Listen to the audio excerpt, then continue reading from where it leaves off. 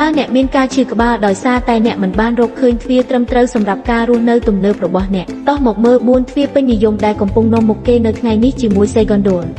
ប្រសិនបើអ្នកស្រឡាញ់ភាពស្រស់ស្អាតបែបសាមញ្ញនិងប្រណិតសូមកុំរំលងខ្សែទ្វារ Plastic Abyss របស់កូរ៉េជាមួយនឹងរចនាសម្ព័ន្ធ3ស្រទាប់ដ៏រឹងមាំបំផុតដោយសារបច្ចេកវិទ្យាកែច្នៃទំនើប Segondol បានចាប់ផ្ដើមការរចនាដ៏គួរឲ្យចាប់អារម្មណ៍ជាច្រើនការពេញនិយមបំផុតនៅក្នុងទីផ្សារវៀតណាមគឺទ្វារឈើដែលធ្វើពីភេសខ្សែទ្វារនេះមានភាពធន់ដូចទ្វារឈើបុរាណមានតម្លៃសោភ័ណភាពខ្ពស់និងមានតម្លៃសមរម្យ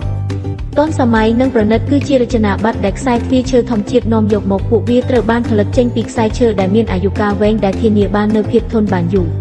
ជាពិសេសគ្រាប់ឈើធម្មជាតិនឹងធ្វើឲ្យមានភាពខុសគ្នាសម្រាប់កន្លែងរស់នៅការផ្ដល់យោបល់ចុងក្រោយរបស់យើងគឺខ្សែទ្វារ Plastic Composite ដែលត្រូវបានរចនាឡើងជាមួយនឹងម៉ូដែលនិងពណ៌ផ្សេងគ្នាជាច្រើនដែលសមរម្យសម្រាប់រចនាប័ទ្មស្ថាបត្យកម្មជាច្រើនសូមអរគុណដល់ការនោះវានឹងជួយសន្សំសំចៃថវិកាច្រើនបំផុតដល់អ្នក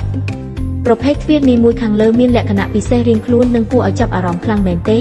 សូមមកកាន់ Segondol ដើម្បីទទួលបានដំបូន្មាននិងជ្រើសរើសម៉ូដែលទ្វារដែលអ្នកចូលចិត្ត